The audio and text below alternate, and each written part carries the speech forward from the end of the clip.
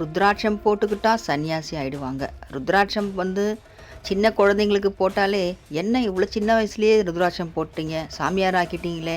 துறவிகளும் மகான்களும் தான் இந்த ருத்ராட்சத்தை போடுவாங்க. சன்னியாசிகள் தான் இந்த ருத்ராட்சத்தை போட்டேன்னு சுற்றிட்டு இருப்பாங்க. அவங்களுக்கு குழந்தைங்களுக்கு போயிட்டு இந்த ருத்ராட்சம் போடுறீங்களே அப்படின்லாம் நிறைய பேர் ருத்ராட்சத்தை பற்றி தெரியாமையே இருக்காங்க. ருத்ராட்சம் யாரெல்லாம் அணியலாம் தெரியுமா? எல்லாருமே ருத்ராட்சம் போடலாம். ருத்ராட்சம் போடுறதுக்கு ஒரு பிராத்தம் இருந்தால் மட்டுமே ருத்ராட்சம் போட முடியும். எல்லாருமே ருத்ராட்சம் போட்டுற முடியாது. அப்படி ருத்ராட்சம் நம்ம போட்டுட்டோம்னா அதுக்கான பலன் என்ன தெரியுமா? சிவபெருமானோட பரிபூரண அருள் நமக்கு கிடைக்கும். சிவபெருமான் நெற்றி கண்ணிலிருந்து தான் இந்த ருத்ராட்சம் உருவாகுது. சிவபெருமான் ஆனந்தமான கண்ணீர் சில துளிகள் விடும்போது அந்த சில துளிகள் இருந்து தான் இந்த ருத்ராட்சம் உருவாகுது. அதனால் இந்த ருத்ராட்சத்தை நம்ம அணியிறதுனால நம்ம மனசும் ஆனந்தமாக இருக்கும், நம்ம வாழ்க்கையும் ஆனந்தமாக இருக்கும்.